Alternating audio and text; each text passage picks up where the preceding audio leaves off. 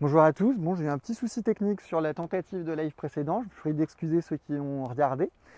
Donc je reprends tout comme si j'avais rien fait. Donc petite vidéo du mercredi comme on faisait avant le confinement, donc voilà on va essayer de retrouver un peu ce rythme là, qui va faire suite à celle de la semaine dernière. Si vous ne l'avez pas vue, je peux que vous inviter à la regarder, qui parlait plutôt de plantation d'oliviers, de service plantation. Donc clairement on est sur les rails pour vous proposer la plantation, on a fait les premières cette semaine, tout se passe bien. Donc pas hésiter à nous solliciter aussi là-dessus. Je vais faire une vidéo un petit peu plus technique sur pourquoi et quand est-ce qu'il faut planter des végétaux extérieurs. J'ai énormément de questions en ce moment sur pourquoi on ne peut pas planter des haies maintenant, pourquoi on ne peut pas planter tout court maintenant. Donc comme je l'ai déjà eu l'occasion de le dire, la seule exception à des plantations maintenant, c'est le méditerranéen, et je vais vous expliquer pourquoi. Concrètement, il y a un dicton qui dit qu'à la Sainte-Catherine, tout bois prend racine, et il est réel. Pourquoi est-ce que ce dicton est réel? Parce qu'en fait, au mois de novembre, la végétation ne pousse plus du tout. Par contre, il y a de la racine qui se forme. Et si on a de la racine qui se fait dans la plante qu'on vient de planter, forcément on va avoir un meilleur ancrage et donc une meilleure reprise. Des voitures aussi. Une meilleure reprise de la plante, c'est logique. Les grosses problématiques en ce moment, c'est de passer l'été. Donc clairement, si vous avez une plante avec beaucoup plus de racines au moment où vous la plantez, et ils ont décidé de m'embêter, hein.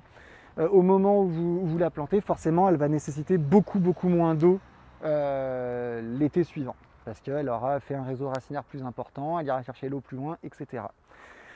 Donc ça, c'est vraiment le côté important. Pourquoi on ne peut pas le faire maintenant? Il fait très chaud, là j'ai très chaud, il fait très sec, faire un trou, c'est presque impossible.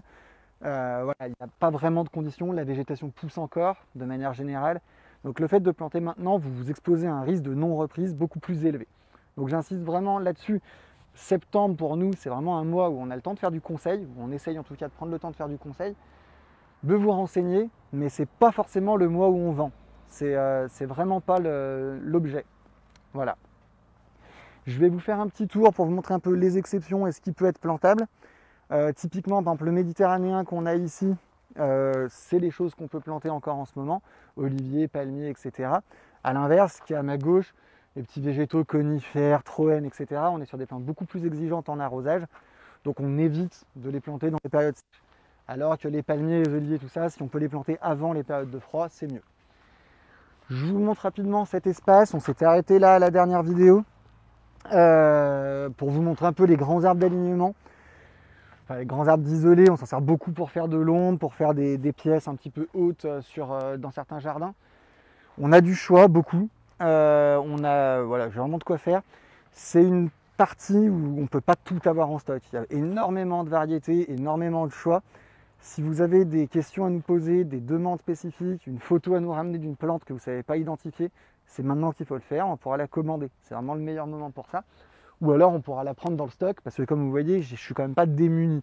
Là, on a à peu près 3 lignes de végétaux, ça représente à peu près une soixantaine, 70 de plantes, j'en ai à peu près autant là-bas. Voilà, on a quand même de quoi assurer. Voilà. Et sur des tiges plus petites également. Pour illustrer un petit peu le fait que l'arrosage en ce moment est hyper important, on voit que sur tous mes arbres, je suis en goutte à goutte. Alors bon, il y a une partie qui ne l'est pas, la partie méditerranéenne. Mais voilà, j'ai des arrosages en ce moment encore, début septembre, quotidien, et même 2 fois par jour sur tous ces arbres. Donc clairement, voilà, si vous vouliez planter maintenant, ce serait quand même clairement un peu risqué. Donc voilà. Je finis de vous faire un peu le tour sur les quarts de tige, les demi-tiges, les choses comme ça. Bon, là, on revient sur les choses. Et puis ensuite, là, sur toute la partie qu'il y a là, les demi-tiges, petites plantes en pot plutôt, et les arbres taillés, spirales, pompons, etc. Le message, s'il doit y en avoir un qu'il faut faire passer aujourd'hui, c'est vraiment faites très attention sur vos plantations, à bien choisir le bon moment. Clairement, je suis incapable, moi, au jour d'aujourd'hui, de dire exactement quand on pourra commencer à planter. C'est vraiment la météo qui va le dire. Il nous faut un peu de pluie, il nous faut un peu de fraîcheur. Donc voilà, tant qu'on a des temps comme ça, 30 degrés, sol sec, je déconseille fortement. Voilà. De toute façon, on est disponible si vous avez la moindre question, téléphone, Facebook, message, vous passez, il n'y a aucun problème, on est dispo. On est un petit peu pas très nombreux cette semaine du fait des congés et puis d'arrêt de travail, Mais on essaye quand même de se rendre disponible. Si jamais vous voyez qu'on est un petit peu débordé, je m'excuse par avance sur cette semaine. On aura un retour à la normale la semaine prochaine. Voilà, voilà. Je vous souhaite une bonne journée.